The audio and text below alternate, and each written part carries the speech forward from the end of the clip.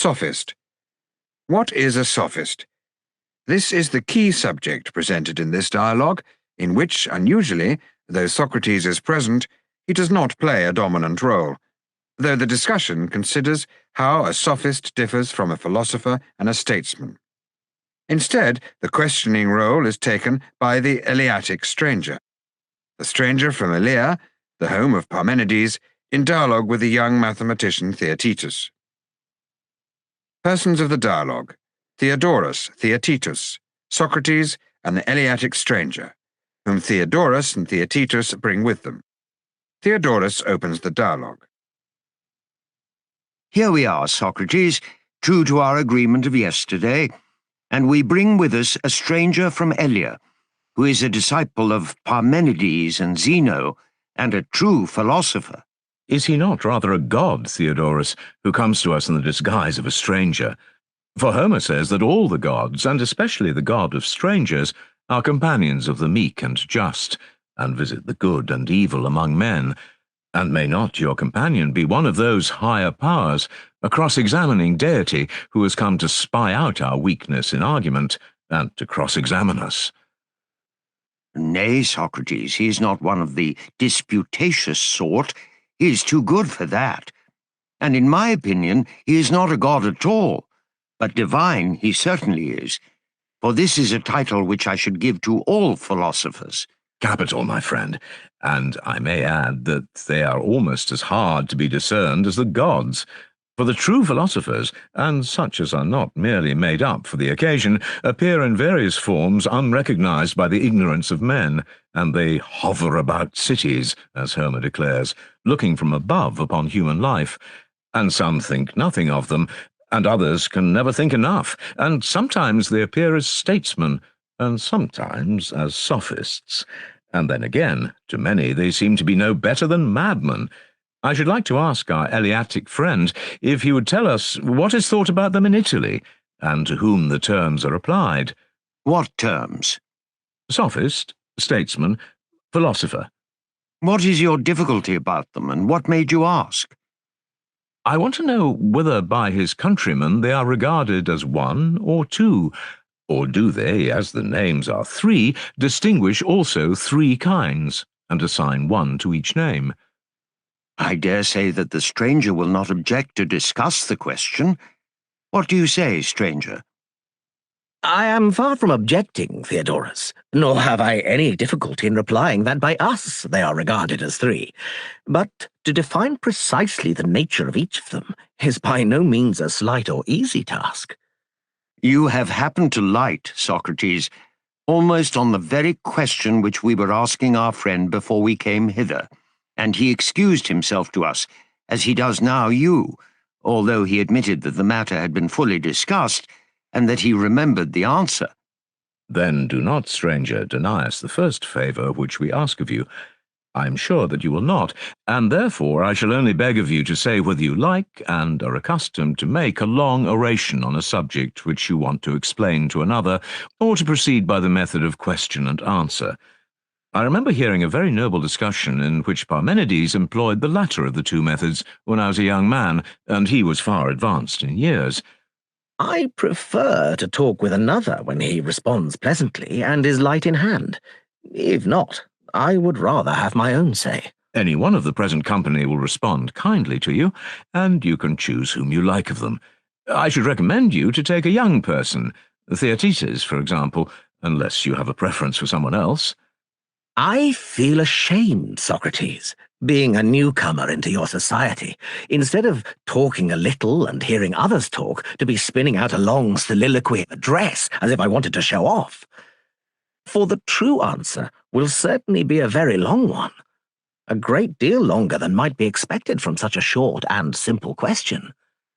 At the same time, I fear that I may seem rude and ungracious if I refuse your courteous request, especially after what you have said, for I certainly cannot object to your proposal that Theaetetus should respond, having already conversed with him myself, and being recommended by you to take him. But are you sure, stranger, that this will be quite so acceptable to the rest of the company as Socrates imagines? You hear them applauding, Theaetetus. After that, there is nothing more to be said. Well then, I am to argue with you, and if you tire of the argument, you may complain of your friends and not of me. I do not think that I shall tire, and if I do, I shall get my friend here, young Socrates, the namesake of the elder Socrates, to help.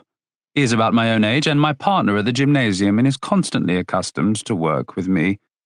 Very good. You can decide about that for yourself as we proceed. Meanwhile, you and I will begin together and inquire into the nature of the Sophist first of the three. I should like you to make out what he is and bring him to light in a discussion. For at present, we are only agreed about the name, but of the thing to which we both apply the name, possibly you have one notion and I another. Whereas we ought always to come to an understanding about the thing itself in terms of a definition, and not merely about the name minus the definition. Now, the tribe of Sophists which we are investigating is not easily caught or defined, and the world has long ago agreed that if great subjects are to be adequately treated, they must be studied in the lesser and easier instances of them before we proceed to the greatest of all. And, as I know that the tribe of Sophists is troublesome and hard to be caught, I should recommend that we practice beforehand the method which is to be applied to him on some simple and smaller thing, unless you can suggest a better way. Indeed, I cannot. Then suppose that we work out some lesser example, which will be a pattern of the greater. Good. What is there which is well known and not great, and is yet as susceptible of definition as any larger thing? Shall I say an angler? He is familiar to all of us, and not a very interesting or important person. He is not. Yet, I suspect that he will furnish us with the sort of definition and line of inquiry which we want. Very good. Let us begin by asking whether he is a man having art or not having art, but some other power. He is clearly a man of art. And of arts there are two kinds. What are they? There is agriculture, and the tending of mortal creatures, and the art of constructing or moulding vessels. And there is the art of imitation. All these may be appropriately called by a single name. What do you mean, and what is the name? He who brings into existence something that did not exist before is said to be a producer, and that which is brought into existence is said to be produced. True. And all the arts which were just now mentioned are characterized by this power of producing. They are. Then let us sum them up under the name of productive or creative art. Very good. Next follows the whole class of learning and cognition. Then comes trade, fighting, hunting. And since none of these produces anything, but is only engaged in conquering by word or deed, or in preventing others from conquering, things which exist and have been already produced, in each and all of these branches there appears to be an art which may be called acquisitive. Yes, that is the proper name. Seeing then that all arts are either acquisitive or creative, in which class shall we place the art of the angler? Clearly in the acquisitive class. And the acquisitive may be subdivided into two parts. There is exchange, which is voluntary and is effected by gifts, hire, purchase, and the other part of acquisitive, which takes by force of word or deed, may be termed conquest. That is implied in what has been said. And may not conquest be again subdivided? How? Open force may be called fighting, and secret force may have the general name of hunting. Yes. And there is no reason why the art of hunting should not be further divided. How would you make the division? Into the hunting of living and of lifeless prey. Yes, if both kinds exist. Of course they exist. But the hunting after lifeless things having no special name, except some sorts of diving and other small matters, may be omitted. The hunting after living things may be called animal hunting. Yes. And animal hunting may be truly said to have two divisions, land animal hunting, which has many kinds and names, and water animals hunting, or the hunting after animals who swim. True. And of swimming animals, one class lives on the wing and the other in the water. Certainly. Fowling is the general term under which the hunting of all birds is included. True. The hunting of animals who live in the water has the general name of fishing. Yes. And this sort of hunting may be further divided also into two principal kinds. What are they? There is one kind which takes them in nets, another which takes them by a blow. What do you mean, and how do you distinguish them? As to the first kind, all that surrounds and encloses anything to prevent egress may be rightly called an enclosure. Very true. For which reason, twig baskets, casting nets, nooses, creels, and the like may all be termed enclosures. True. And therefore, this first kind of capture may be called by us capture with enclosures, or something of that sort. Yes. The other kind, which is practiced by a blow with hooks and three-pronged spears, when summed up under one name, may be called striking, unless you, Theaetetus, can find some better name. Never mind the name. What you suggest will do very well. There is one mode of striking, which is done at night, and by the light of a fire, and is by the hunters themselves called firing, or spearing by firelight. True. And the fishing by day is called by the general name of barbing, because the spears too are barbed at the point. Yes, that is the term. Of this barb fishing, that which strikes the fish who is below from above is called spearing, because this is the way in which the three-pronged spears are mostly used. Yes, it is often called so. Then now, there is only one kind remaining. What is that? When a hook is used, and the fish is not struck in any chance part of the body, as he is with a spear, but only about the head and mouth, and is then drawn out from below upwards with reeds and rods, what is the right name of that mode of fish, Theaetetus? I suspect that we have now discovered the object of our search. Then now you and I have come to an understanding not only about the name of the angler's art, but about the definition of the thing itself. One half of all art was acquisitive. Half of all the art, acquisitive art, was conquest or taking by force. Half of this was hunting, and half of hunting was hunting animals. Half of this was hunting water animals. Of this again, the under half was fishing. Half of fishing was striking.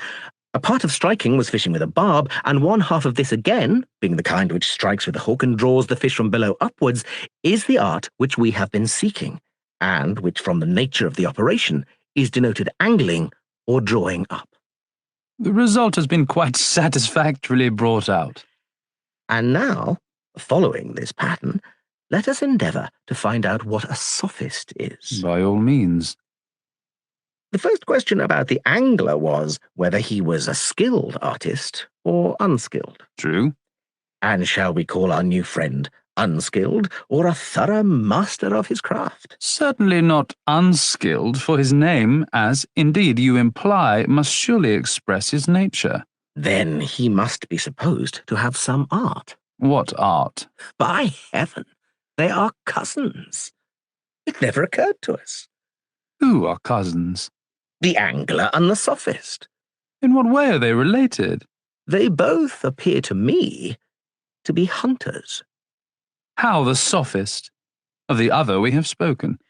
You remember our division of hunting into hunting after swimming animals and land animals? Yes. And you remember that we subdivided the swimming and left the land animals, saying that there were many kinds of them? Certainly. Thus far, then, the sophist and the angler, starting from the art of acquiring, take the same road. So it would appear. Their paths diverge when they reach the art of animal hunting, the one going to the seashore and to the rivers and to the lakes, and angling for the animals which are in them. Very true. While the other goes to land and water of another sort, rivers of wealth and broad meadowlands of generous youth. And he also is intending to take the animals which are in them. What do you mean? Of hunting on land, there are two principal divisions. What are they? One is the hunting of tame, and the other of wild animals. But are tame animals ever hunted? Yes, if you include man under tame animals. But if you like, you may say that there are no tame animals, or that if there are, man is not among them.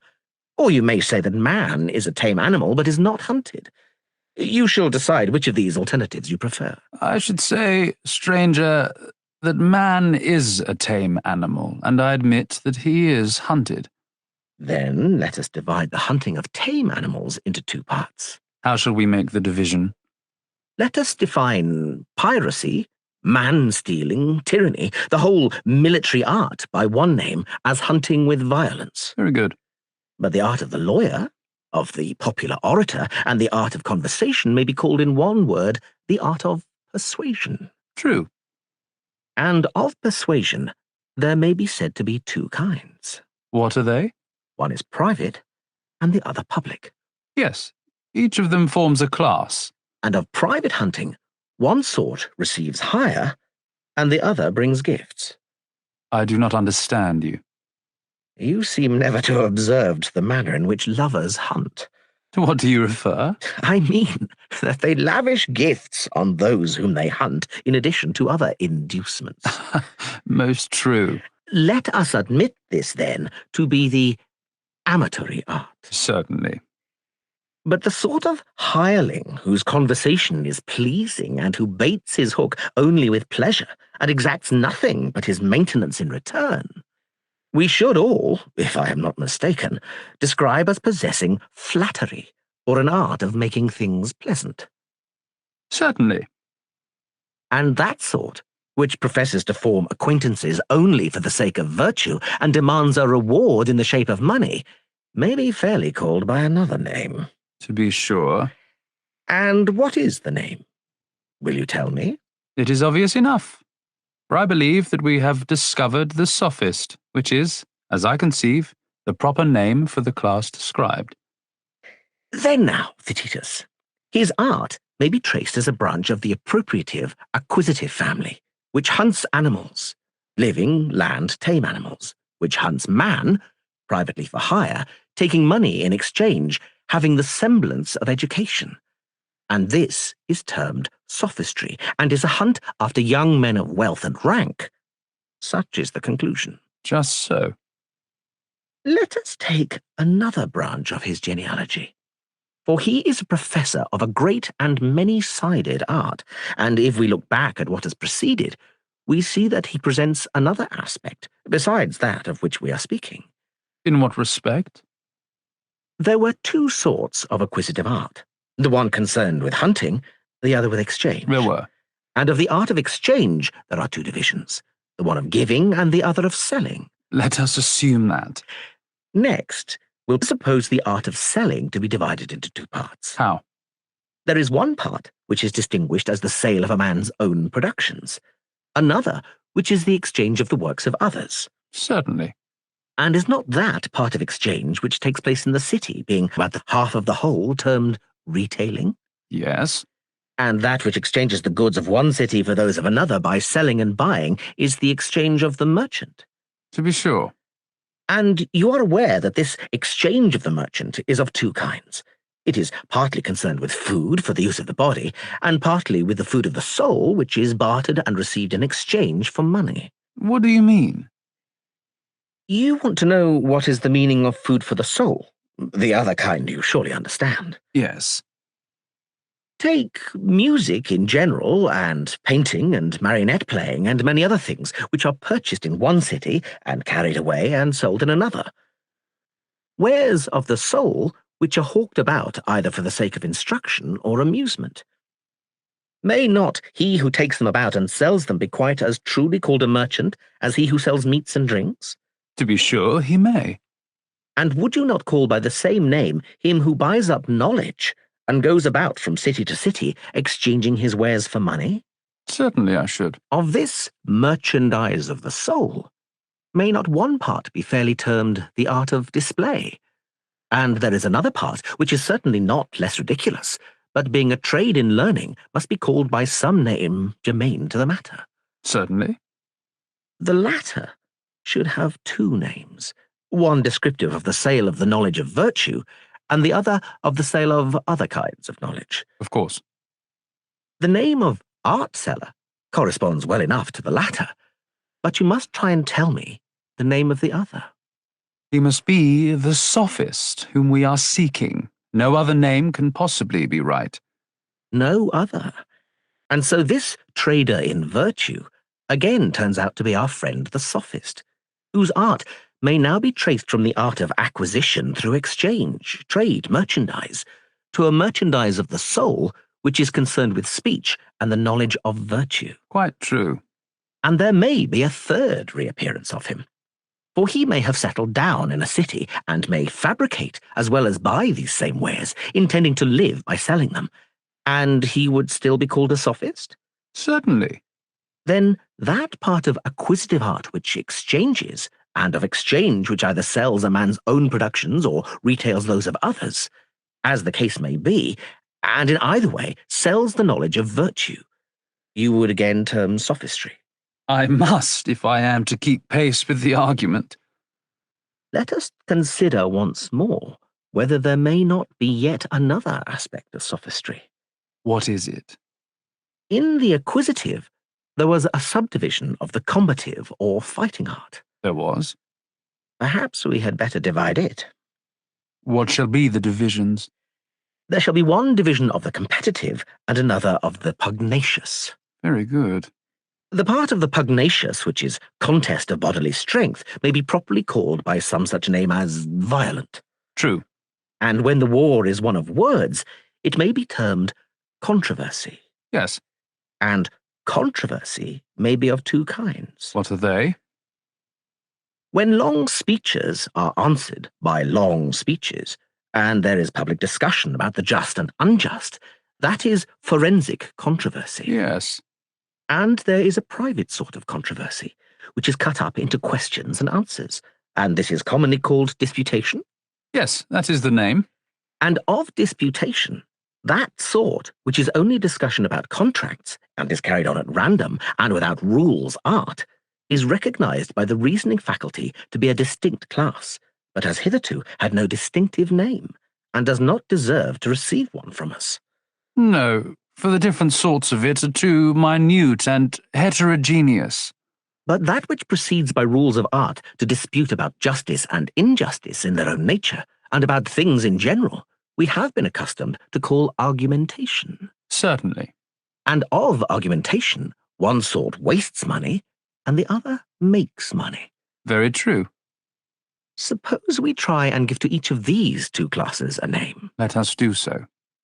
I should say that the habit which leads a man to neglect his own affairs for the pleasure of conversation, of which the style is far from being agreeable to the majority of his hearers, may be fairly termed loquacity. Such is my opinion. That is the common name for it. But now who the other is, who makes money out of private disputation, it is your turn to say. There is only one true answer. He is the wonderful sophist of whom we are in pursuit, and who reappears again for the fourth time. Yes, and with a fresh pedigree, for he is the money-making species of the eristic, disputatious, controversial, pugnacious, combative, acquisitive family, as the argument has already proven. Certainly. How true was the observation that he was a many-sided animal, and not to be caught with one hand, as they say. Then you must catch him with two. Yes, we must, if we can. And therefore, let us try another track in our pursuit of him. You are aware that there are certain menial occupations which have names among servants. Yes, there are many such. Which of them do you mean? I mean such as sifting, straining, winnowing, threshing. Certainly. And besides these, there are a great many more, such as carding, spinning, adjusting the warp and the woof, and thousands of similar expressions are used in the arts. Of what are they to be patterns, and what are we going to do with them all? I think that in all of these there is implied a notion of division. Yes. Then, if, as I was saying, there is one art which includes all of them, ought not that art to have one name? And what is the name of the art? The art of discerning or discriminating. Very good. Think whether you cannot divide this. I should have to think a long while. In all the previously named processes, either like has been separated from like, or the better from the worse. I see now what you mean. There is no name for the first kind of separation. Of the second, which throws away the worse and preserves the better, I do know a name. What is it? Every discernment or discrimination of that kind, as I have observed, is called a purification. Yes, that is the useful expression. And anyone may see that purification is of two kinds. Perhaps so, if you were allowed time to think, but I do not see at this moment. There are many purifications of bodies which may with propriety be comprehended under a single name. What are they, and what is their name? There is the purification of living bodies in their inward and in their outward parts, of which the former is duly effected by medicine and gymnastic, the latter by the not very dignified art of the bathman. And there is the purification of inanimate substances. To this the arts of fulling and of furbishing in general attend in a number of minute particulars, having a variety of names which are thought ridiculous. Very true. There can be no doubt that they are thought ridiculous, Theaetetus. But then, the dialectical art never considers whether the benefit to be derived from the purge is greater or less than that to be derived from the sponge, and has not more interest in the one than in the other.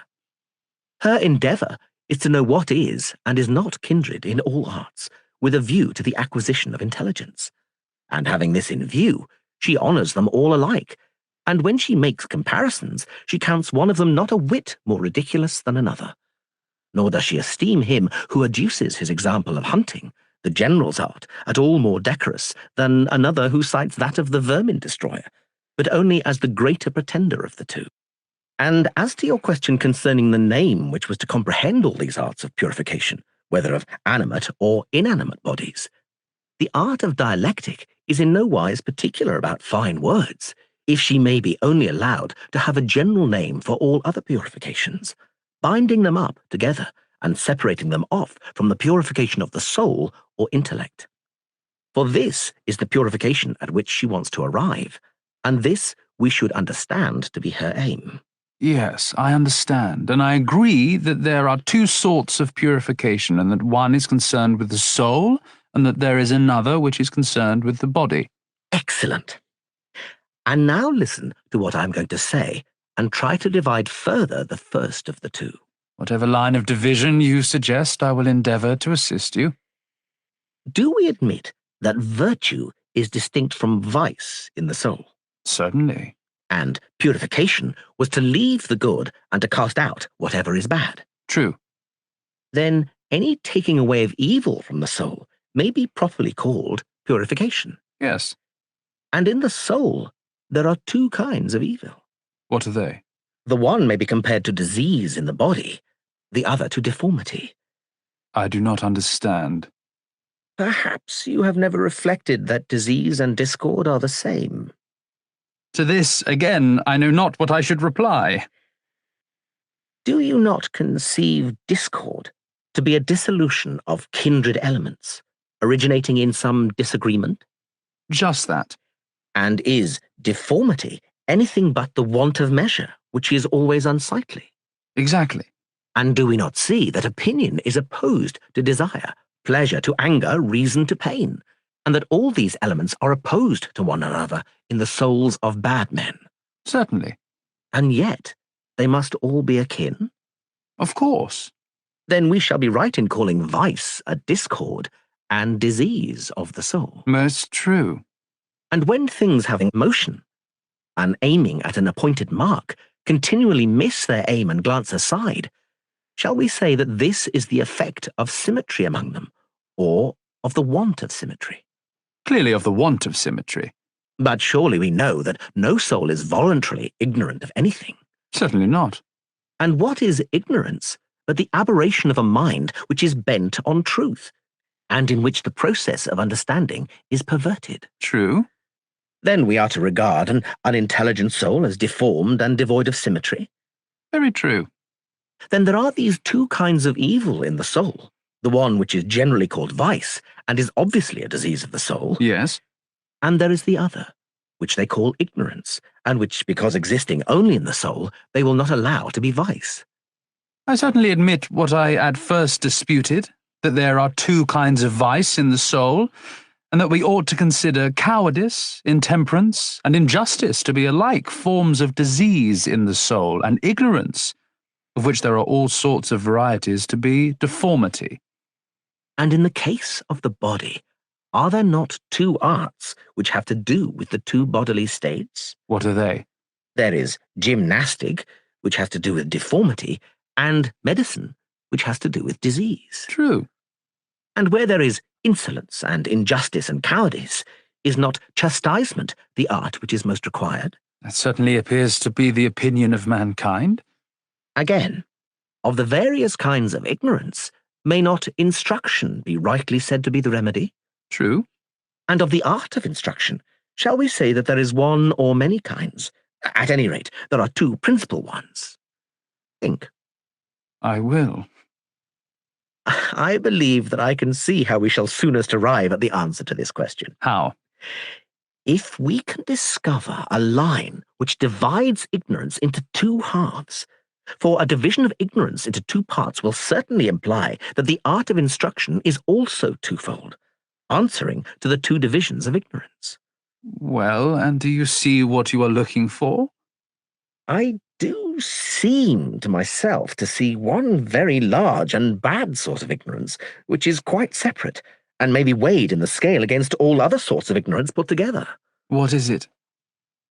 When a person supposes that he knows, and does not know this, appears to be the great source of all the errors of the intellect. True.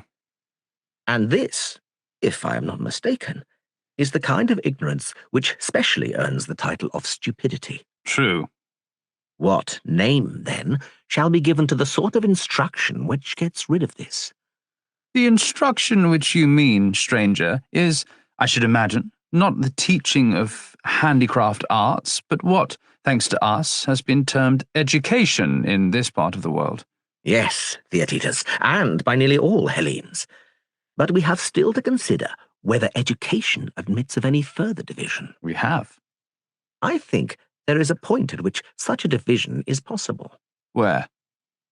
Of education, one method appears to be rougher, and another smoother. How are we to distinguish the two? There is the time-honoured mode which our fathers commonly practised towards their sons, and which is still adopted by many, either of roughly reproving their errors or of gently advising them, which varieties may be correctly included under the general term of admonition. True. But whereas some appear to have arrived at the conclusion that all ignorance is involuntary, and that no one who thinks himself wise is willing to learn any of those things in which he is conscious of his own cleverness, and that the admonitory sort of instruction gives much trouble and does little good. There they are quite right. Accordingly, they set to work to eradicate the spirit of conceit in another way. In what way? They cross-examine a man's words when he thinks that he is saying something and is really saying nothing, and easily convict him of inconsistencies in his opinions. These they then collect by the dialectical process, and placing them side by side, show that they contradict one another about the same things, in relation to the same things, and in the same respect. He, seeing this, is angry with himself, and grows gentle towards others, and thus is entirely delivered from great prejudices and harsh notions, in a way which is most amusing to the hearer, and produces the most lasting good effect on the person who is the subject of the operation. For as the physician considers that the body will receive no benefit from taking food until the internal obstacles have been removed, so the purifier of the soul is conscious that his patient will receive no benefit from the application of knowledge until he is refuted, and from refutation learns modesty. He must be purged of his prejudices first, and made to think that he knows only what he knows, and no more. That is certainly the best and wisest state of mind. For all these reasons, Theaetetus, we must admit that refutation is the greatest and chiefest of purifications, and he who has not been refuted, though he be the great king himself, is in an awful state of impurity. He is uninstructed and deformed in those things in which he who would be truly blessed ought to be fairest and purest. Very true. And who are the ministers of this art?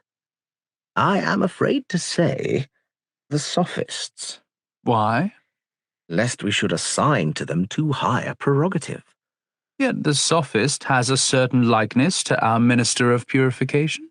Yes, the same sort of likeness which a wolf, who is the fiercest of animals, has to a dog, who is the gentlest. But he who would not be found tripping ought to be very careful in this matter of comparisons, for they are most slippery things. Nevertheless, let us assume that the Sophists are the men. I say this provisionally, for I think that the line which divides them will be marked enough if proper care is taken. Likely enough. Let us grant, then, that from the discerning art comes purification, and from purification let there be separated off a part which is concerned with the soul.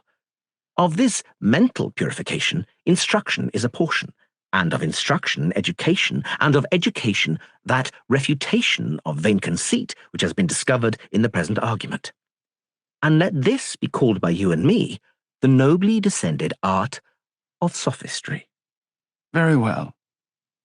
And yet, considering the number of forms in which he has presented himself, I begin to doubt how I can, with any truth or confidence, describe the real nature of the Sophist. You naturally feel perplexed. And yet, I think that he must be still more perplexed in his attempt to escape us. For as the proverb says, when every way is blocked, there is no escape. Now, then, is the time of all others to set upon him. True.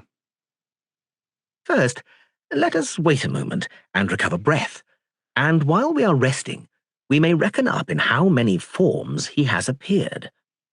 In the first place, he was discovered to be a paid hunter after wealth and youth. Yes.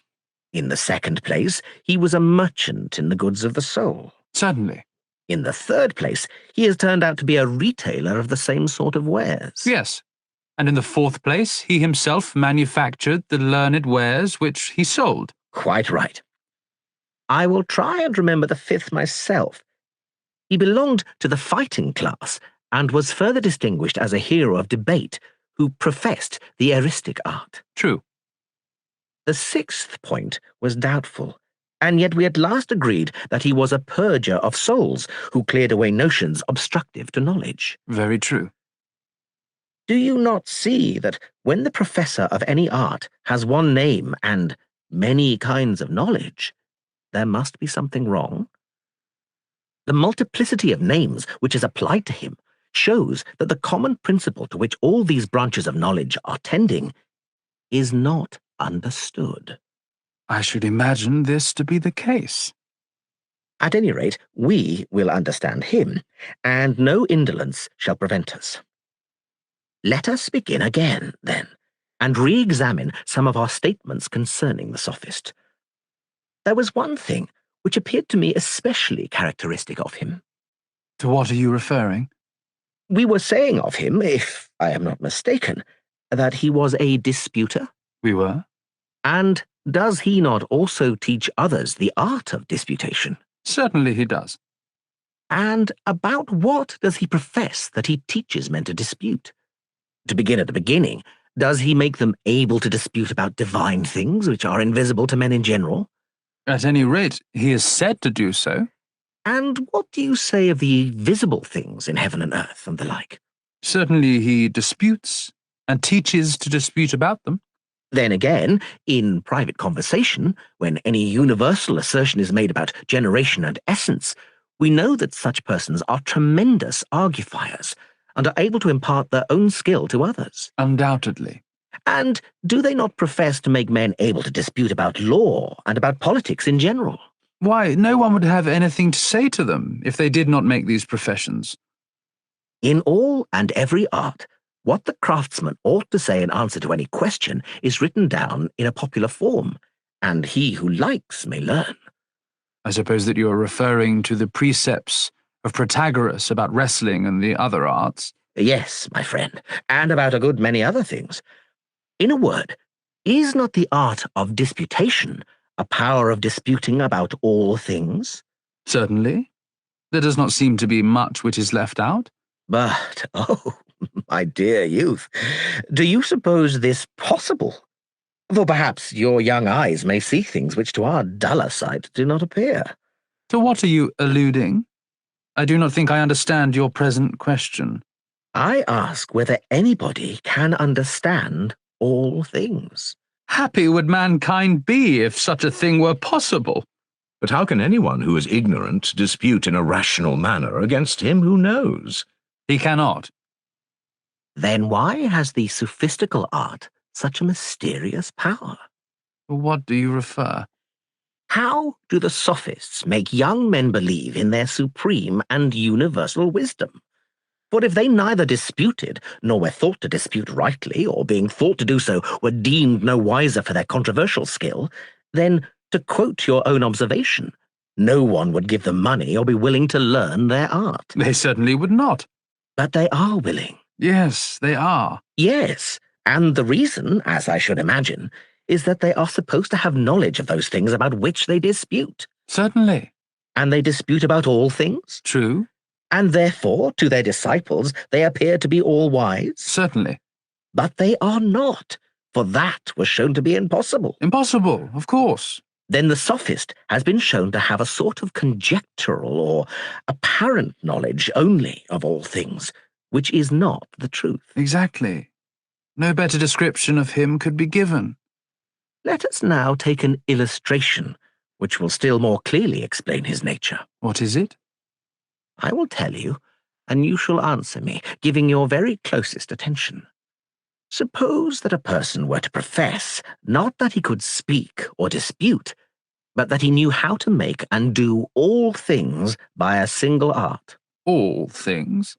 I see that you do not understand the first word that I utter, for you do not understand the meaning of all. No, I do not. Under all things, I include you and me, and also animals and trees. What do you mean? Suppose a person to say that he will make you and me, and all creatures. What would he mean by making? He cannot be a husbandman, for you said that he is a maker of animals. Yes, and I say that he is also the maker of the sea, and the earth, and the heavens, and the gods, and of all other things, and further, that he can make them in no time and sell them for a few pence. That must be a jest.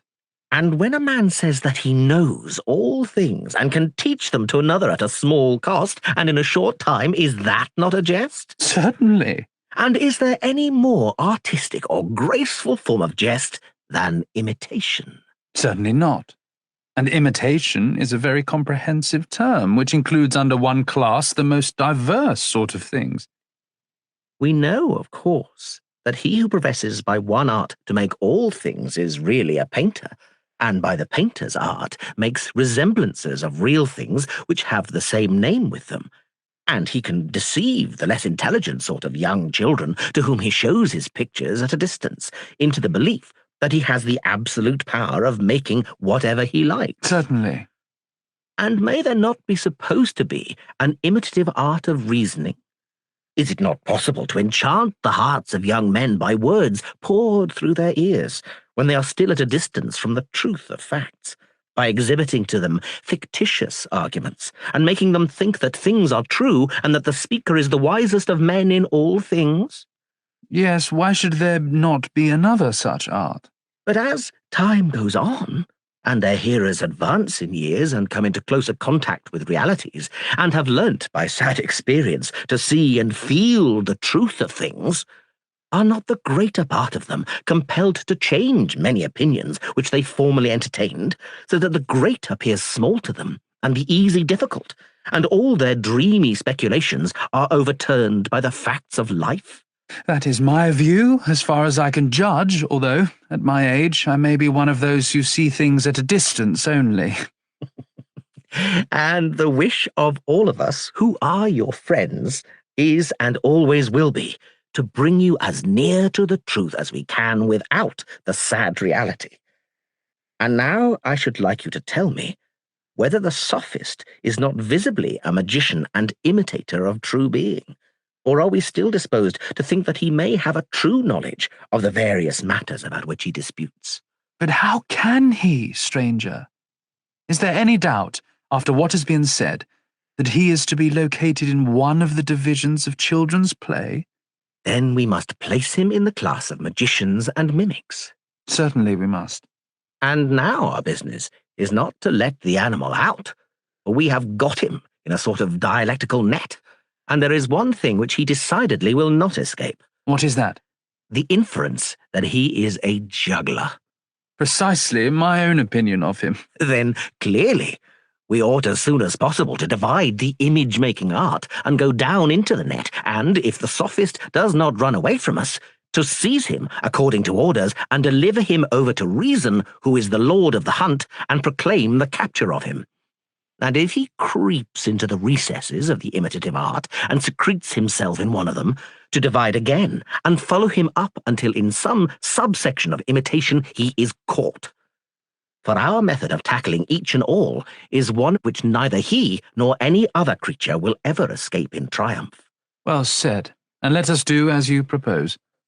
Well then, pursuing the same analytic method as before, I think that I can discern two divisions of the imitative art, but I am not as yet able to see in which of them the desired form is to be found. Will you tell me first what are two divisions of which you are speaking? One is the art of likeness-making. Generally, a likeness of anything is made by producing a copy which is executed according to the proportions of the original, similar in length and breadth and depth, each thing receiving also its appropriate colour. Is not this always the aim of imitation? Not always. In works either of sculpture or of painting, which are of any magnitude, there is a certain degree of deception. For if artists were to give the true proportions of their fair works, the upper part, which is further off, would appear to be out of proportion in comparison with the lower, which is nearer. And so they give up the truth in their images and make only the proportions which appear to be beautiful, disregarding the real ones. Quite true. And that which being other is also like, may we not fairly call a likeness or image? Yes.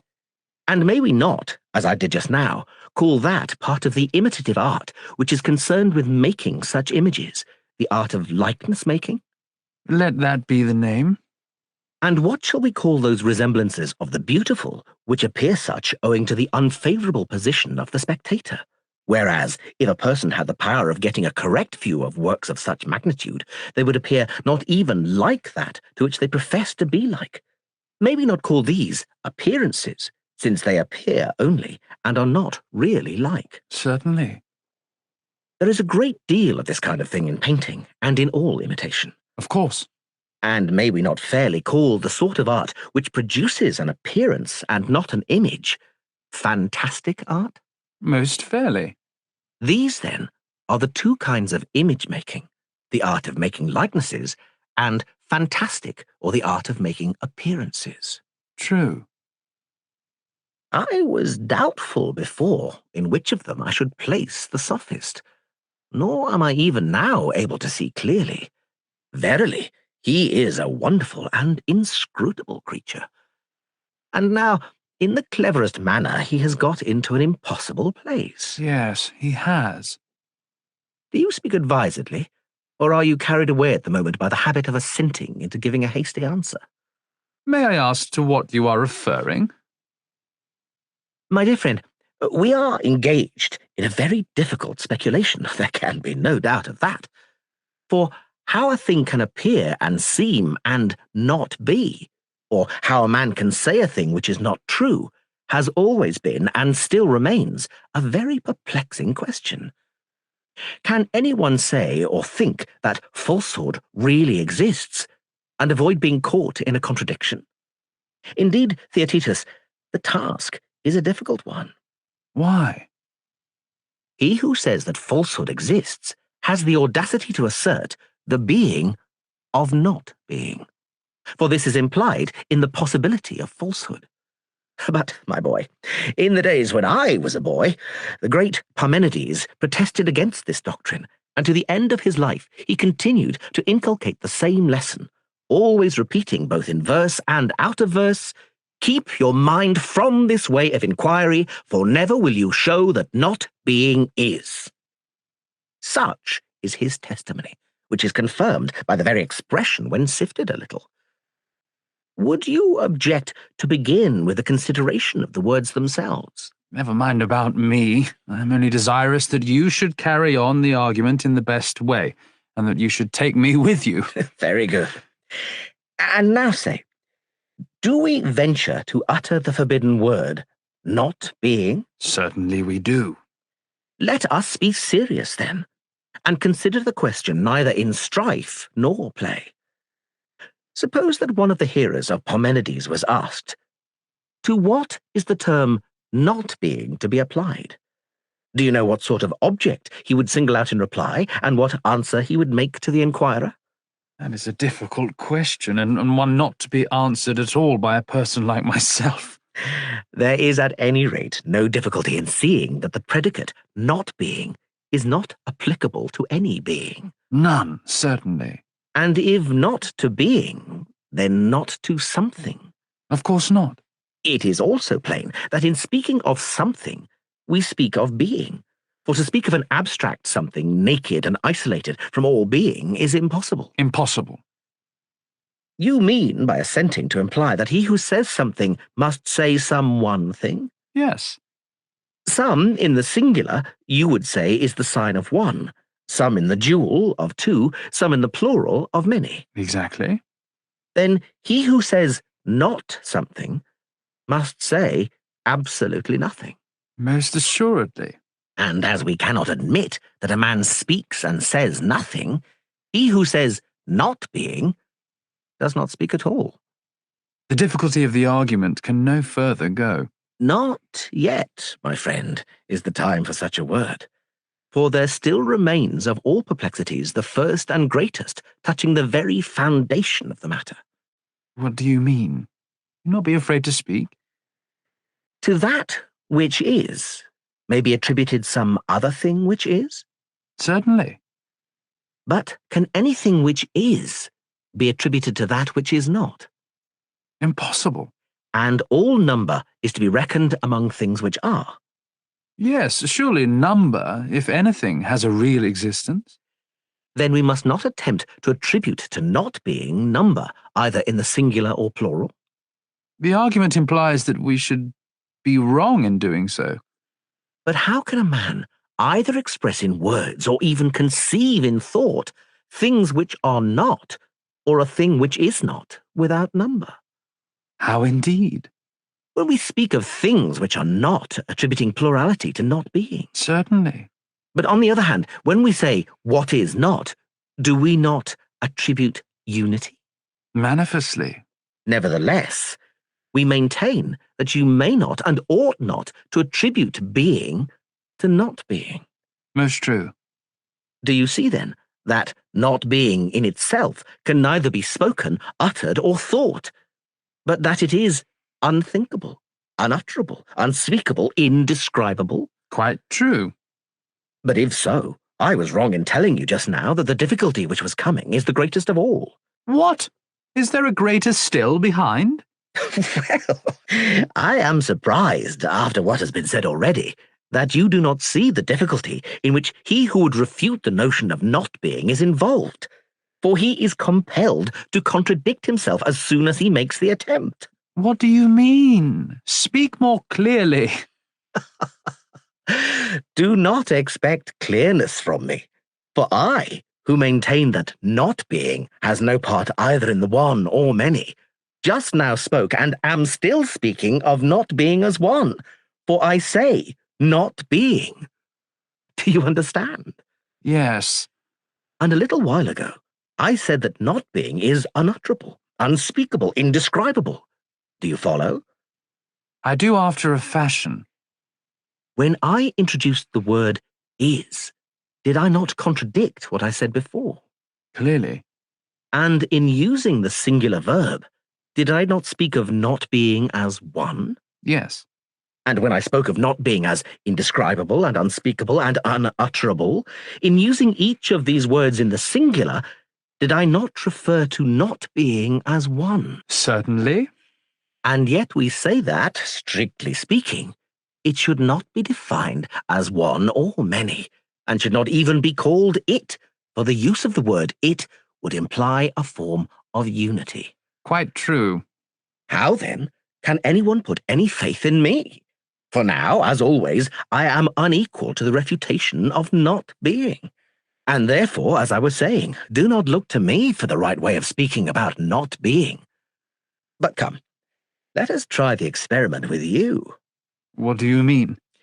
Make a noble effort, as becomes youth, and endeavour with all your might to speak of not being in a right manner, without introducing into it either existence or unity or plurality.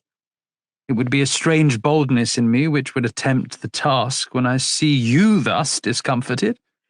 Say no more of ourselves, but until we find someone or other who can speak of not being without number, we must acknowledge that the sophist is a clever rogue who will not be got out of his hole. Most true.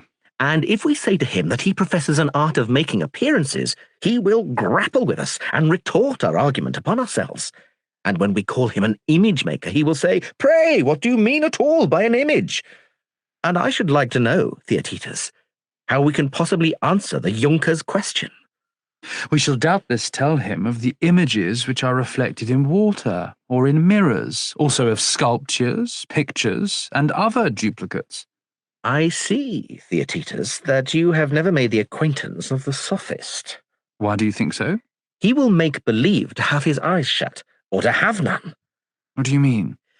When you tell him of something existing in a mirror or in sculpture, and address him as though he had eyes, he will laugh you to scorn, and will pretend that he knows nothing of mirrors and streams, or of sight at all.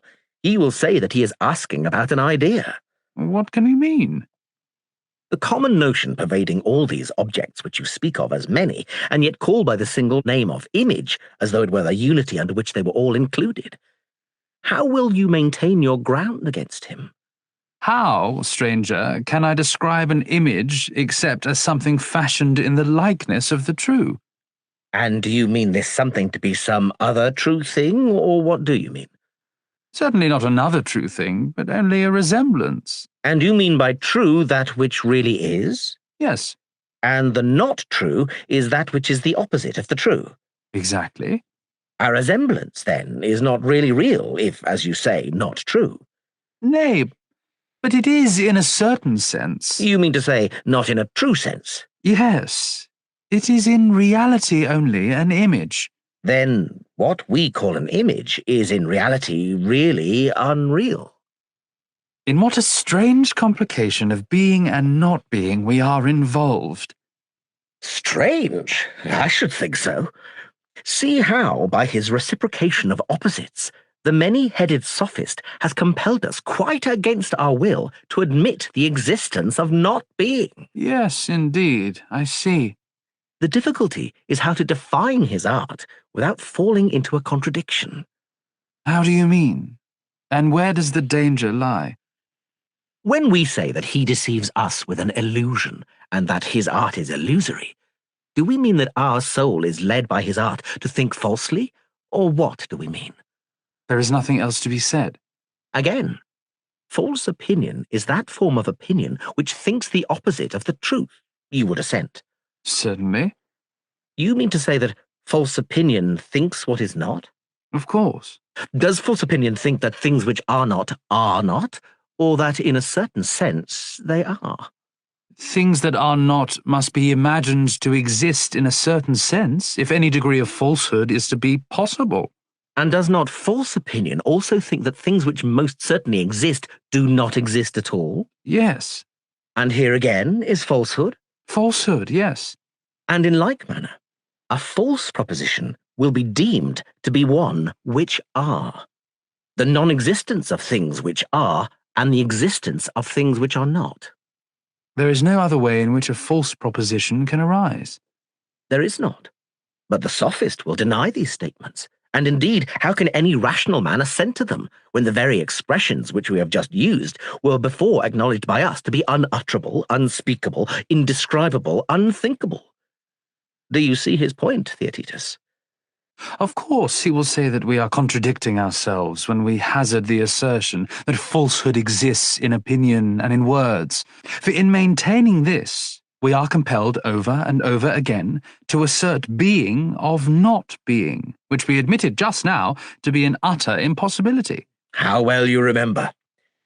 And now, it is high time to hold a consultation as to what we ought to do about the Sophist. For if we persist in looking for him in the class of false workers and magicians, you see that the handles for objection and the difficulties which will arise are very numerous and obvious. They are indeed. We have gone through but a very small portion of them, and they are really infinite. If that is the case, we cannot possibly catch the Sophist. Shall we then be so faint-hearted as to give him up? Certainly not, I should say, if we can get the slightest hold upon him. Will you then forgive me, and, as your words imply, not be altogether displeased if I flinch a little from the grasp of such a sturdy argument? To be sure I will. I have a yet more urgent request to make. Which is? That you will promise not to regard me as a parricide. And why? Because in self-defense, I must test the philosophy of my father Parmenides, and try to prove by main force that in a certain sense, not being is, and that being, on the other hand, is not. Some attempt of the kind is clearly needed. Yes, a blind man, as they say, might see that. And unless these questions are decided in one way or another, no one, when he speaks false words or false opinion or idols or images or imitations or appearances or about the arts which are concerned with them, can avoid falling into ridiculous contradictions. Most true. And therefore I must venture to lay hands on my father's argument. For if I am to be over-scrupulous, I shall have to give the matter up. Nothing in the world should ever induce us to do so. I have a third little request which I wish to make. What is it? You heard me say what I have always felt and still feel, that I have no heart for this argument. I did. I tremble at the thought of what I have said, and expect that you will deem me mad when you hear of my sudden changes and shiftings. Let me therefore observe that I am examining the question entirely out of regard for you. There is no reason for you to fear that I shall impute any impropriety to you if you attempt this refutation and proof. Take heart, therefore, and proceed. And where shall I begin the perilous enterprise? I think the road which I must take is... Which? Let me hear. I think that we had better, first of all, consider the points which at present are regarded as self-evident, lest we may have fallen into some confusion and be too ready to assent to one another, fancying that we are quite clear about them. Say more distinctly what you mean. I think that Parmenides, and all ever yet undertook to determine the number and nature of existences, talked to us in rather a light and easy strain. How? As if we had been children, to whom they repeated each his own myths or story. One said that there were 3 principles, and that at one time there was war between certain of them, and then again there was peace, and they were married and begat children and brought them up. And another spoke of 2 principles, a moist and a dry, or a hot and a cold, and made them marry and cohabit. The Eleatics, however, in our part of the world, say that things are many in name, but in nature one. This is their myth, which goes back to Xenophanes, and is even older.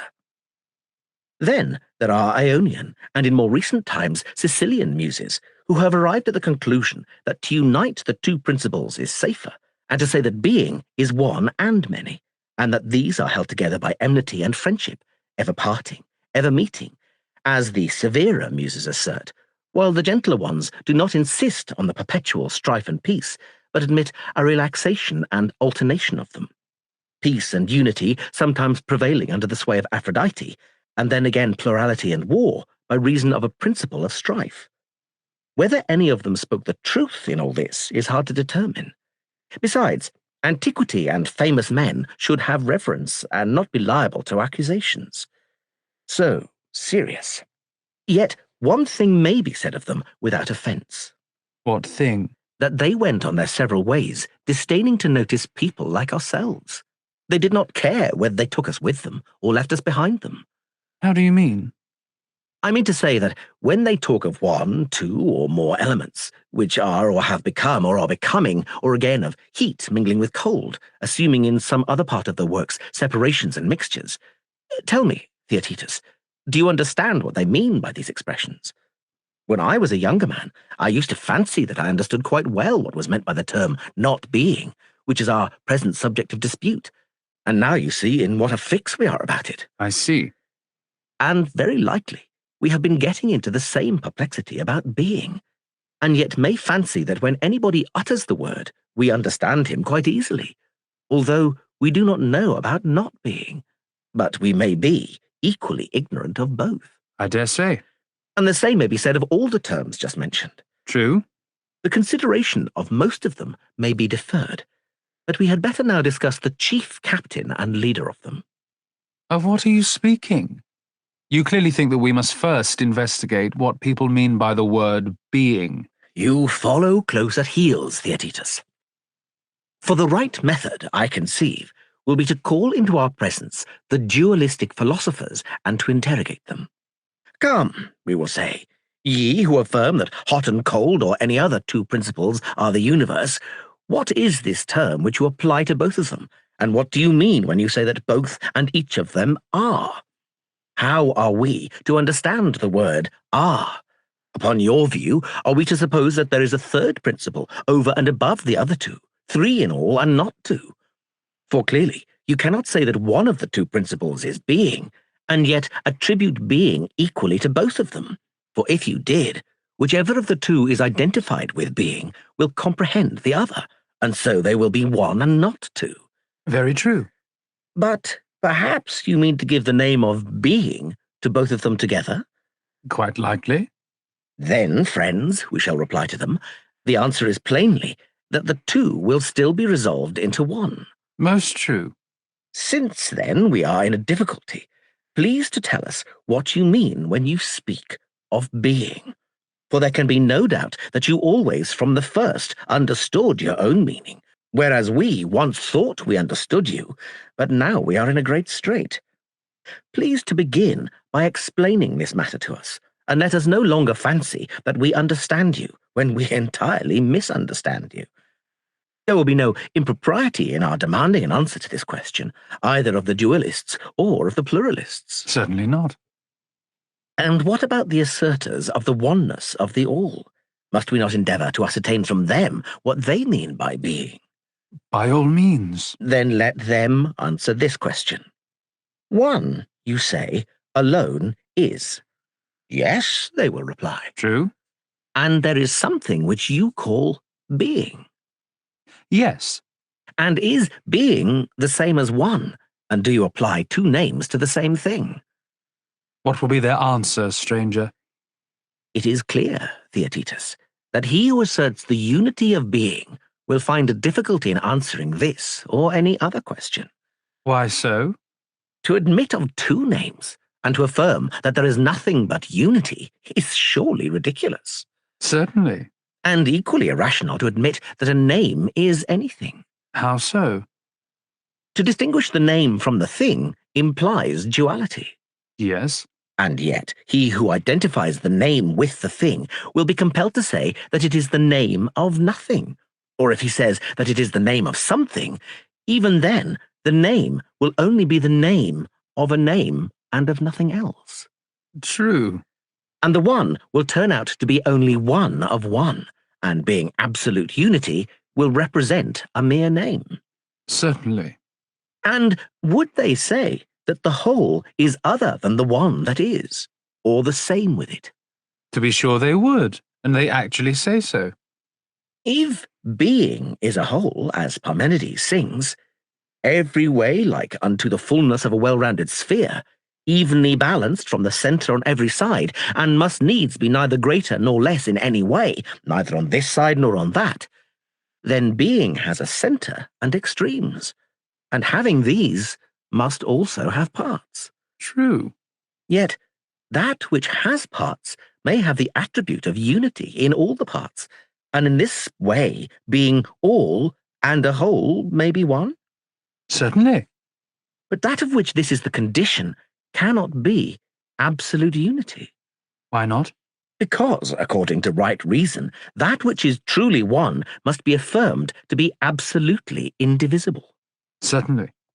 But this indivisible if made up of many parts, will contradict reason. I understand. Shall we say that being is one and a whole because it has the attribute of unity? Or shall we say that being is not a whole at all? That is a hard alternative to offer. Most true.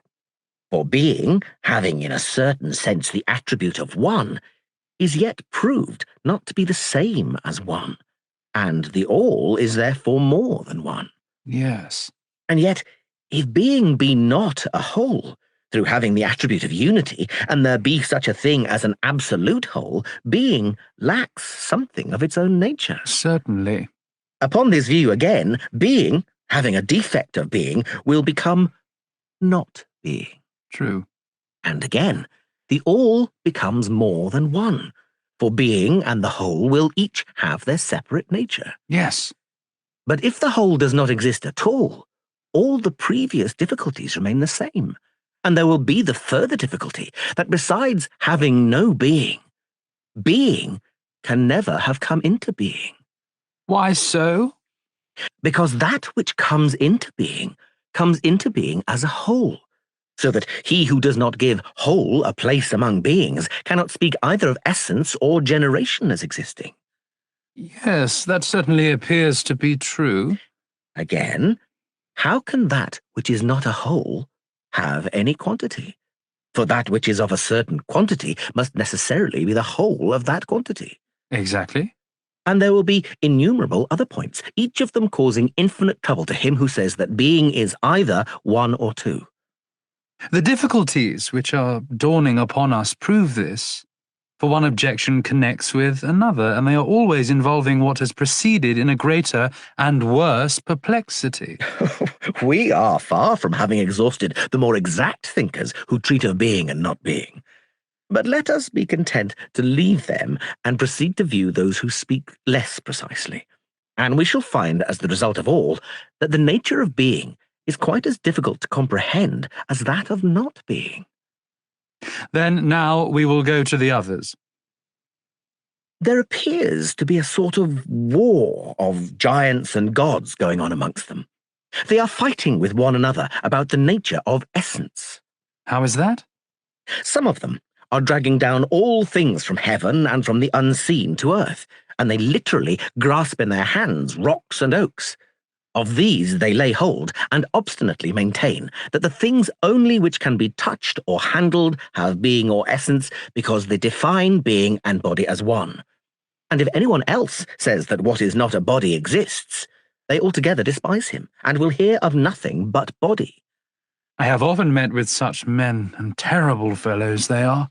And that is the reason why their opponents cautiously defend themselves from above out of an unseen world, mightily contending that true essence consists of certain intelligible and incorporeal ideas. The bodies of the materialists, which by them are maintained to be the very truth, they break up into little bits by their arguments, and affirm them to be not essence, but generation and motion. Between the two armies, Theaetetus, there is always an endless conflict raging concerning these matters. True. Let us ask each party in turn to give an account of that which they call essence. How shall we get it out of them? With those who make being to consist in ideas, there will be less difficulty, for they are civil people enough. But there will be very great difficulty, or rather, an absolute impossibility, in getting an opinion out of those who drag everything down to matter. Shall I tell you what we must do? What? Let us, if we can, really improve them. But if this is not possible, let us imagine them to be better than they are, and more willing to answer in accordance with the rules of argument, and then their opinion will be more worth having. For that which better men acknowledge has more weight than that which is acknowledged by inferior men. Moreover, we are no respecters of persons, but seekers after time. Very good. Then now, on the supposition that they are improved, let us ask them to state their views, and do you interpret them. Agreed. Let them say whether they will admit that there is such a thing as a mortal animal. Of course they would. And do they not acknowledge this to be a body having a soul? Certainly they do. meaning to say the soul is something which exists. True. And do they not say that one soul is just and another unjust, and that one soul is wise and another foolish? Certainly. And that the just and wise soul becomes just and wise by the possession of justice and wisdom, and the opposite under opposite circumstances? Yes, they do. But surely that which may be present or may be absent will be admitted by them to exist. Certainly. And allowing that justice, wisdom, the other virtues, and their opposites exist, as well as a soul in which they inhere, do they affirm any of them to be visible and tangible, or are they all invisible? They would say that hardly any of them are visible. And would they say that they are corporeal? They would distinguish. The soul would be said by them to have a body, but as to the other qualities of justice, wisdom, and the like, about which you asked, they would not venture either to deny their existence or to maintain that they were all corporeal. Verily, Theaetetus, I perceive a great improvement in them. The real aborigines, children of the dragon's teeth, would have been deterred by no shame at all, but would have obstinately asserted that nothing is which they are not able to squeeze in their hands. That is pretty much their notion. Let us push the question. For if they will admit that any, even the smallest particle of being is incorporeal, it is enough. They must then say what that nature is, which is common to both the corporeal and incorporeal, and which they have in their mind's eye when they say of both of them that they are. Perhaps they may be in a difficulty, and if this is the case, there is a possibility that they may accept a notion of ours respecting the nature of being, having nothing of their own to offer. What is the notion? Tell me, and we shall soon see. My notion would be that anything which possesses any sort of power to affect another, or to be affected by another, if only for a single moment, however trifling the cause and however slight the effect, has real existence. And I hold that the definition of being is simply power of doing. They accept your suggestion, having nothing better of their own to offer. Very good. Perhaps we, as well as they, may one day change our minds, but for the present, this may be regarded as the understanding which is established with them. Agreed. Let us now go to the friends of ideas. Of their opinions, too, you shall be the interpreter. I will. To them we say, you would distinguish essence from generation. Yes, they reply. And you would allow that we participate in generation with the body, and through perception, but we participate with the soul through in true essence. And essence you would affirm to be always the same and immutable, whereas generation or becoming varies. Yes, that is what we should affirm. Well, fair sirs, we say to them, what is this participation which you assert of both? Do you agree with our recent definition? What definition? We said that being was an active or passive energy arising out of a certain power which proceeds from elements meeting with one another. Perhaps your cars, Theaetetus, may fail to catch that answer, which I recognize because I have been accustomed to hear it. And what is their answer? They deny the truth of what we were just now saying to the Aborigines about existence. What was that? Any power of doing or suffering in a degree, however slight, was held by us to be a sufficient definition of being. True. They deny this, and say that the power of doing or suffering is confined to becoming, and that neither power is applicable to being. And is there not some truth in what they say? Yes, but our reply will be that we want to ascertain from them more distinctly whether they further admit that the soul knows, and that being or essence is known. There can be no doubt that they say so. And is knowing and being known, doing or suffering, or both? Or is the one doing and the other suffering, or has neither any share in either? Clearly, neither has any share in either, for if they say anything else, they will contradict themselves. I understand. But they will allow that if to know is active, then of course to be known is passive. And on this view, being, in so far as it is known, is acted upon by knowledge, and is therefore in motion. For that which is in a state of rest cannot be acted upon, as we affirm. True. And, oh, heavens, can we ever be made to believe that motion and life and soul and mind are not present with perfect being? Can we imagine that being is devoid of life and mind, and exists in awful unmeaningness, an everlasting fixture? That would be a dreadful thing to admit, stranger. But shall we say that has mind and not life? How is that possible? Or shall we say that both inhere in perfect being, but that it has no soul which contains them? And in what other way can it contain them? Or that being has mind and life and soul, but although endowed with soul remains absolutely unmoved? All three suppositions appear to me to be irrational. Under being, then, we must include motion, and that which is moved. Certainly. Then, Theaetetus, our inference is that if there is no motion, neither is there any mind anywhere, or about anything or belonging to any one. Quite true. And yet this equally follows. If we grant that all things are in motion upon this view too, mind has no existence. How so? Do you think that sameness of condition and mode and subject could ever exist without a principle of rest? Certainly not. Can you see how without them, mind could exist or come into existence anywhere? No. And surely contend we must, in every possible way, against him who would annihilate knowledge and reason and mind, and yet ventures to speak confidently about anything. Yes, with all our might. Then the philosopher, who has the truest reverence for these qualities, cannot possibly accept the notion of those who say that the whole is at rest, either as unity or in many forms, and he will be utterly deaf to those who assert universal motion.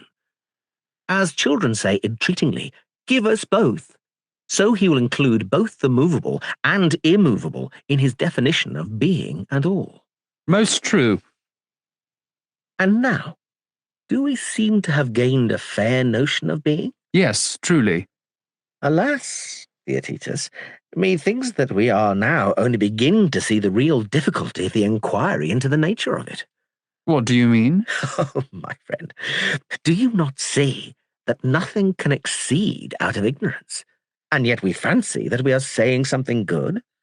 I certainly thought that we were, and I do not at all understand how we never found out our desperate case. Reflect. After having made these admissions, may we not be justly asked the same questions which we ourselves were asking of those who said that all was hot and cold? What were they?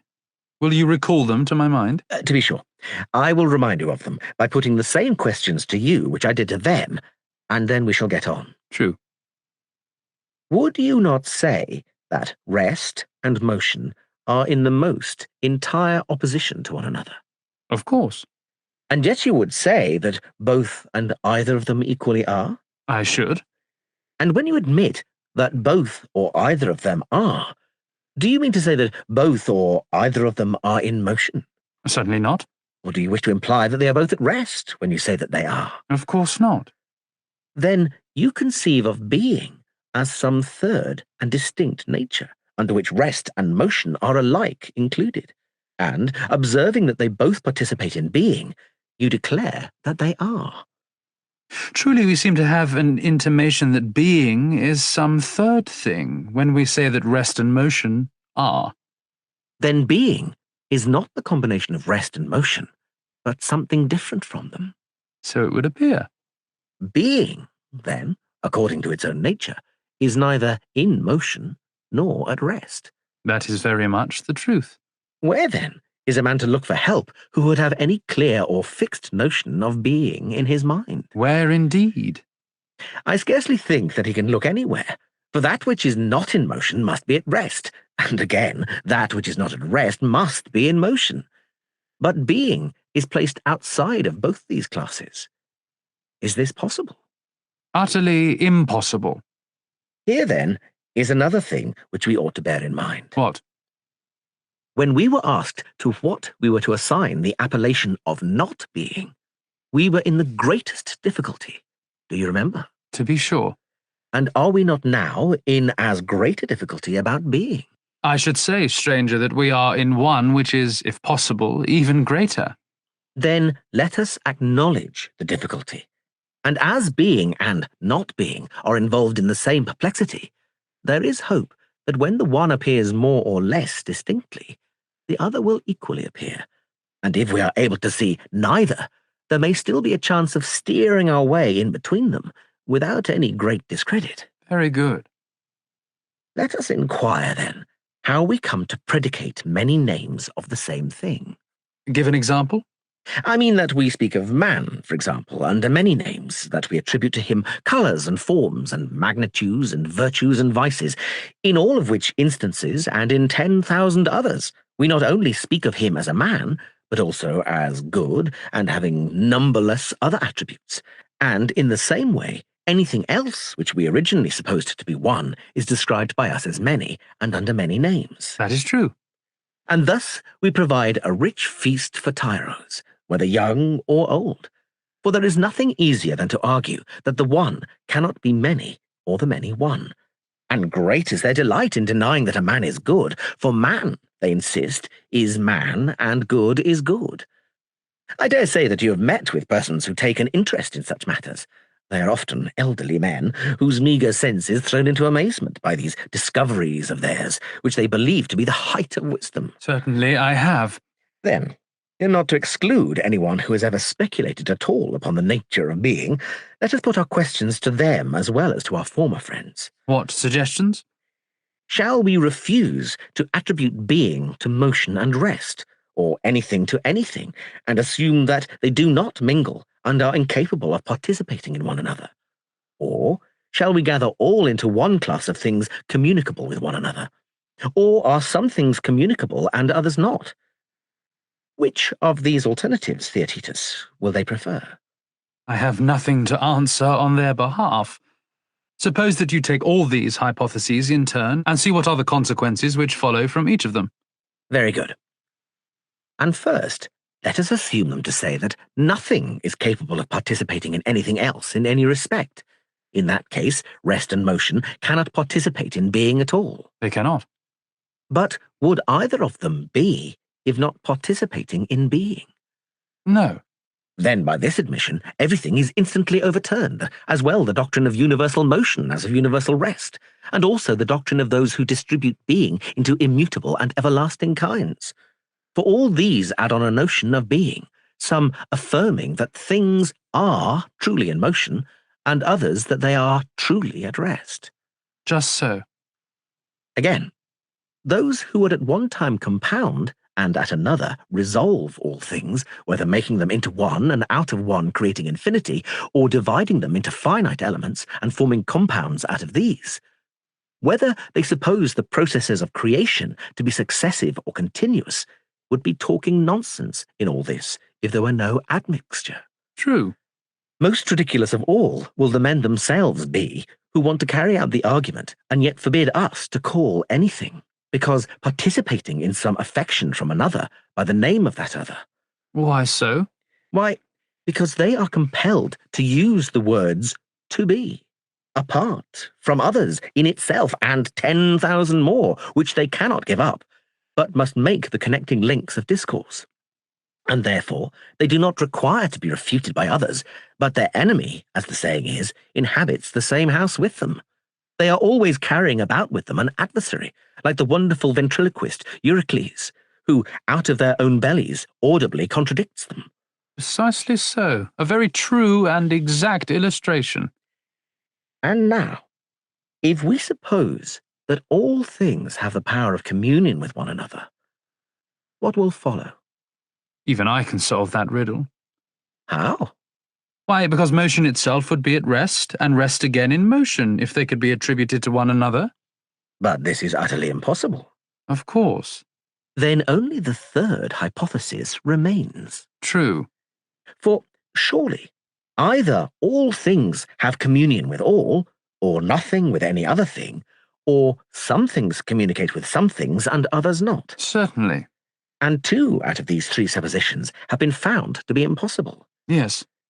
Everyone, then, who desires to answer truly will adopt the third and remaining hypothesis of the communion of some with some. Quite true. This communion of some with some may be illustrated by the case of letters, for some letters do not fit each other, while others do. Of course.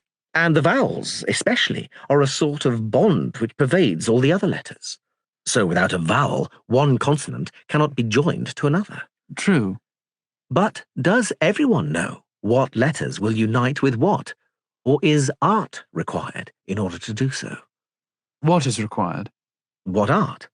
The art of grammar. And is this not also true of sounds high and low?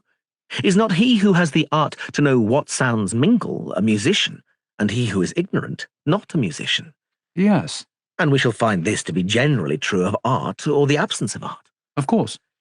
And as classes are admitted by us in like manner to be some of them capable and others incapable of intermixture, must not he who would rightly show what kinds will unite and what will not proceed by the help of science in the path of argument? And will he not ask if the connecting links are universal and so capable of intermixture with all things? And again, in divisions, whether there are not other universal classes which make them possible? To be sure, he will require science, and, if I'm not mistaken, the very greatest of all sciences. How are we to call it? By Zeus, have we not lighted unwittingly upon our free and noble science? And in looking for the Sophist, have we not entertained the philosopher unawares? What do you mean? Should we not say that the division according to classes, which neither makes the same other nor makes other the same, is the business of the dialectical science? That is what we should say. Then surely he who can divide rightly is able to see clearly one form pervading a scattered multitude, and many different forms contained under one higher form, and again one form knit together into a single whole, and pervading many such wholes, and many forms existing only in separation and isolation. This is the knowledge of classes which determines where they can have communion with one another and where not. Quite true. And the art of dialectic would be attributed by you only to the philosopher, pure and true? Who but he can be worthy? In this region, we shall always discover the philosopher, if we look for him. Like the Sophist, he is not easily discovered, but for a different reason. For what reason? Because the Sophist runs away into the darkness of not being, in which he has learned by habit to feel about, and cannot be discovered because of the darkness of the place. Is not that true? It seems to be so. And the philosopher, always holding converse through reason with the idea of being, is also dark from excess of light. For the souls of the many have no eye which can endure the vision of the divine. Yes, that seems to be quite as true as the other. Well, the philosopher may hereafter be more fully considered by us, if we are disposed.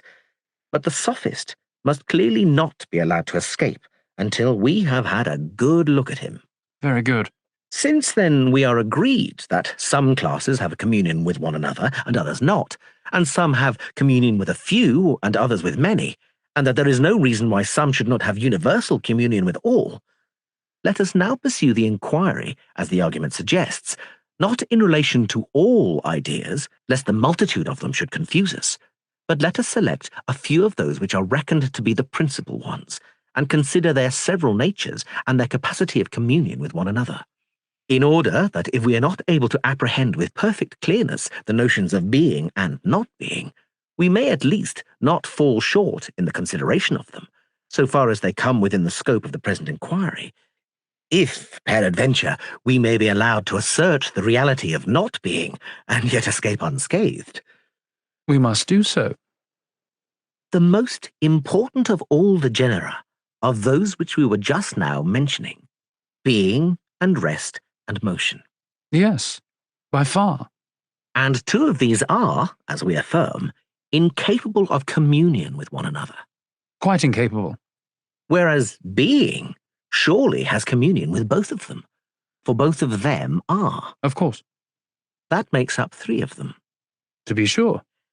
And each of them is other than the remaining two, but the same with itself. True. But then, what is the meaning of these two words, same and other? Are they two new kinds other than the three, and yet always of necessity intermingling with them? And are we to have 5 kinds instead of 3? Or, when we speak of the same and other, are we unconsciously speaking of one of the 3 first kinds? Very likely we are.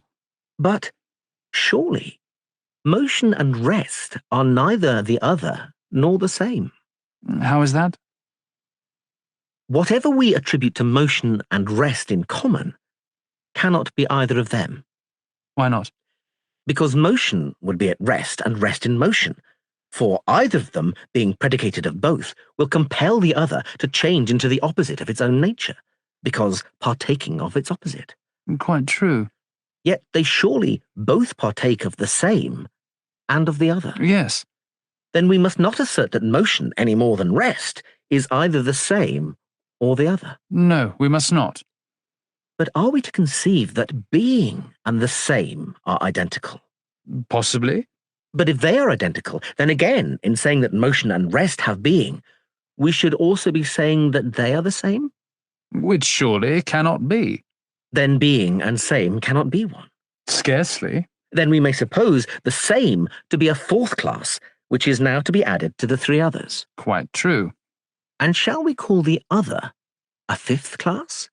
Or should we consider being and other to be 2 names of the same class? Very likely. But you would agree, if I am not mistaken, that existences are relative as well as absolute? Certainly. And the other is always relative to other. True. But this would not be the case unless being and the other entirely differed. For if the other, like being, were absolute as well as relative, then there would have been a kind of other which was not other than other. And now we find that what is other must of necessity be what is in relation to some other. That is the true state of the case. Then we must admit the other as the 5th of our selected classes. Yes. And the 5th class pervades all classes, for they all differ from one another, not by reason of their own nature, but because they partake of the idea of the other. Quite true. Then let us now put the case with reference to each of the 5. How? First, there is motion, which we affirm to be absolutely other than rest. What else can we say? It is so. And therefore is not rest. Certainly not. And yet is because partaking of being. True. Again, motion is other than the same, Just so. and is therefore not the same. It is not. Yet surely motion is the same, because all things partake of the same. Very true. Then we must admit, and not object to say, that motion is the same and is not the same, for we do not apply the terms same and not the same in the same sense, but we call it the same in relation to itself, because partaking of the same, and not the same, because having communion with the other, it is thereby severed from the same, and has become not that, but other, and is therefore rightly spoken of as not the same. To be sure. And if absolute motion in any point of view partook of rest, there would be no absurdity in calling motion stationary. Quite right. That is, on the supposition that some classes mingle with one another and others not. That such a communion of kinds is according to nature we had already proved before we arrived at this part of our discussion. Certainly. Let us proceed, then. We do not say that motion is other than the other, having been also proved by us to be other than the same and other than rest. That is certain. Then, according to this view, motion is other and also not other. True. There is another small matter. What is it? A sentence must and cannot help having a subject, True. and must be of a certain quality. Certainly. And now let us mind what we are about. We must do so. I will repeat a sentence to you in which a thing and an action are combined, by the help of a noun and a verb, and you shall tell me of whom the sentence speaks. I will, to the best of my power. Theaetetus sits. Not a very long sentence. Not very. Of whom does the sentence speak? And who is the subject? That is what you have to tell. Of me. I am the subject. Or this sentence again. What sentence? Theaetetus, with whom I am now speaking, is flying. That also is a sentence which will be admitted by everyone to speak of me and to apply to me. We agreed that every sentence must necessarily have a certain quality. Yes. And what is the quality of each of these two sentences? The one, as I imagine, is false and the other true. The true says what is true about you, Yes. and the false says what is other than true, Yes. and therefore speaks of things which are not as if they were, True. and say that things are real of you which are not. For, as we were saying, in regard to each thing or person, there is much that is and much that is not. Quite true. The second of the two sentences which related to you was first of all an example of the shortest form consistent with our definition. Yes, this was implied in recent admission. And in the second place, it related to a subject, Yes. who must be you, and can be nobody else. Unquestionably. And it would be no sentence at all if there were no subject, for as we proved, a sentence which has no subject is impossible. Quite true. When other, then, is asserted of you as the same, and not being as being, such a combination of nouns and verbs is really and truly false discourse. Most true. And therefore thought, opinion, and imagination are now proved to exist in our minds both as true and false. How so? You will know better if you first gain a knowledge of what they are, and in what they severally differ from one another. Give me the knowledge which you would wish me to gain. Are not thought and speech the same, with this exception, that what is called thought is the unuttered conversation of the soul with herself? Quite true. But the stream of thought which flows through the lips and is audible is called speech. True. And we know that there exists in speech What exists? affirmation. Yes, we know it. When the affirmation or denial takes place in silence and in the mind only, have you any other name by which to call it but opinion? There can be no other name. And when opinion is presented, not simply, but in some form of sense, would you not call it imagination? Certainly. And seeing that language is true and false, and that thought is the conversation of the soul with herself, and opinion is the end of thinking, and imagination or fantasy is the union of sense and opinion, the inference is that some of them, since they are akin to language, should have an element of falsehood as well as of truth. Certainly. Do you perceive, then, that false opinion and speech have been discovered sooner than we expected? For just now we seemed to be undertaking a task which would never be accomplished. I perceive. Then let us not be discouraged about the future. But now, having made this discovery, let us go back to our previous classification. What classification? We divided image-making into two sorts. The one, likeness-making, the other, imaginative or fantastic. True. And we said that we were uncertain in which we should place the sophist. We did say so. And our heads began to go round once more and more when it was asserted that there is no such thing as an image or idol or appearance, because in no manner or time or place can there ever be such a thing as falsehood. True. And now, since there has been shown to be false speech and false opinion, there may be imitations of real existence, and out of this condition of the mind, an art of deception may arise. Quite possible. And we have already admitted in what preceded that the sophist was lurking in one of the divisions of the likeness-making art. Yes. Let us, then, renew the attempt, and in dividing any class, always take the part to the right, holding fast to that which holds the sophist until we have stripped him of all his common properties and reached his difference or peculiar. Then we may exhibit him in his true nature, first to ourselves, and then to kindred dialectical spirits. Very good. You may remember that all art was originally divided by us into creative and acquisitive. Yes. And the sophist was flitting before us in the acquisitive class, in the subdivisions of hunting, contests, merchandise, and the like. Very true. But now that the imitative art has enclosed him, it is clear that we must begin by dividing the art of creation. For imitation is a kind of creation of images, however, as we affirm, and not of real things. Quite true. In the first place, There are two kinds of creation. What are they? One of them is human, and the other divine. I do not follow. Every power, as you may remember our saying originally, which causes things to exist, not previously existing, was defined by us as creative. I remember. Looking now at the world, and all the animals and plants, at things which grow upon the earth from seeds and roots, as well as at inanimate substances which are formed within the earth, fusile or non-fusile, shall we say that they come into existence not having existed previously by the creation of God? Or shall we agree with vulgar opinion about them? What is it? The opinion that nature brings them into being from some spontaneous and unintelligent cause.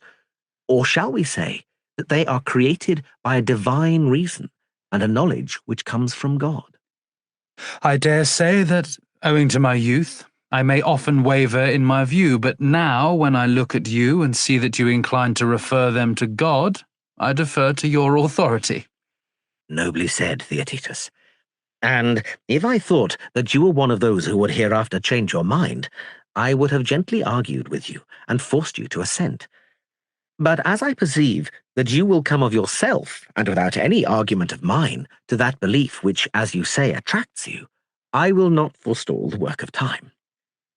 Let me suppose, then, that things which are said to be made by nature are the work of divine art, and that things which are made by man out of these are work of human art.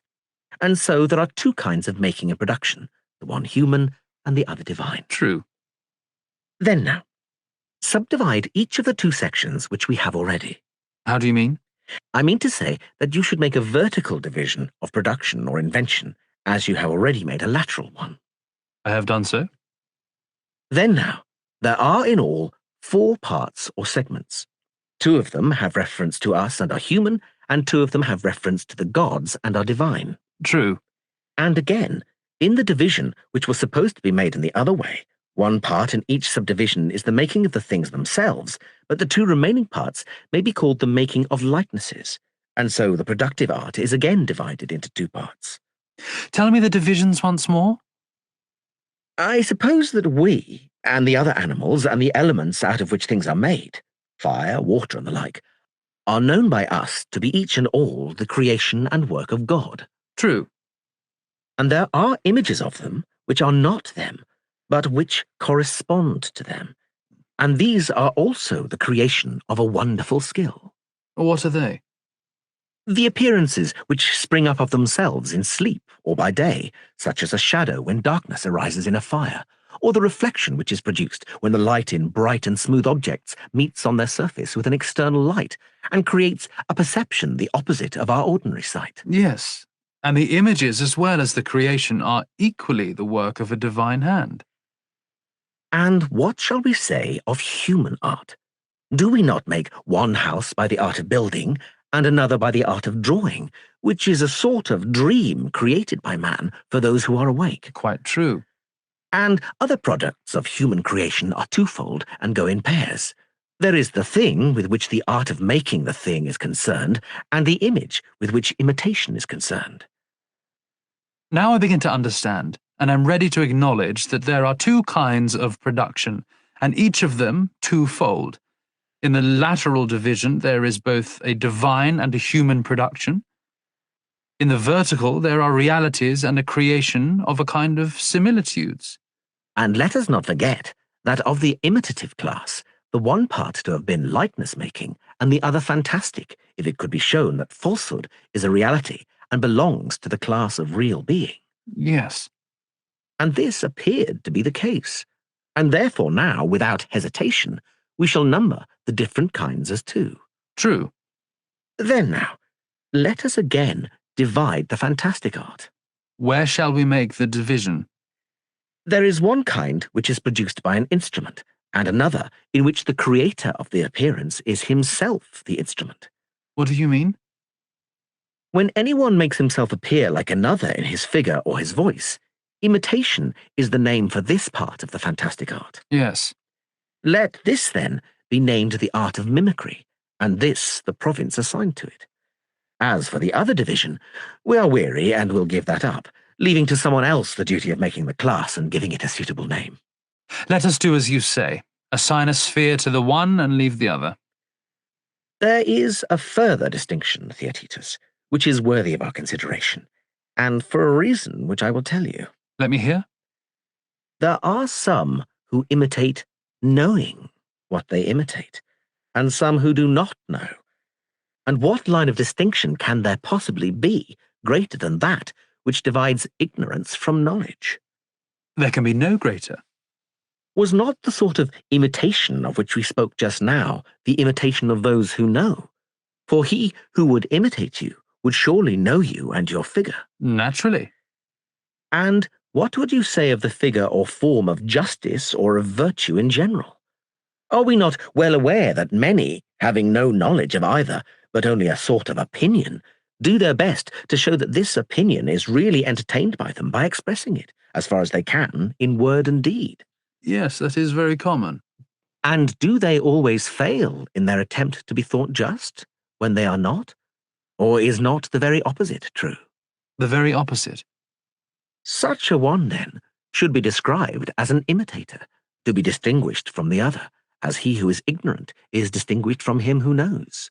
True. Can we find a suitable name for each of them?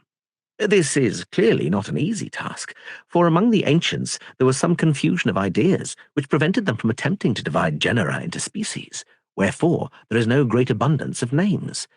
Yet, for the sake of distinctness, I will make bold to call the imitation which coexists with opinion the imitation of appearance, that which coexists with science a scientific or learned imitation. Granted. The former is our present concern, for the Sophist was classed with imitators indeed, but not among those who have knowledge. Very true. Let us then examine our imitator of appearance and see whether he is sound, like a piece of iron, or whether there is still some crack in him. Let us examine him. Indeed, there is a very considerable crack. For if you look, you find that one of the two classes of imitators is a simple creature who thinks that he knows that which he only fancies.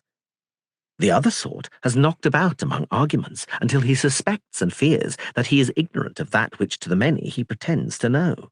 There are certainly the two kinds which you describe. Shall we regard one as the simple imitator, the other as the dissembling or ironical imitator? Very good. And shall we further speak of this latter class as having one or two divisions? Answer yourself. Upon consideration, then, there appear to me to be two. There is the dissembler, who harangues a multitude in public in a long speech, and the dissembler who in private and in short speeches compels the person who is conversing with him to contradict himself. What you say is most true. And who is the maker of the longer speeches? Is he the statesman or the popular orator? The latter.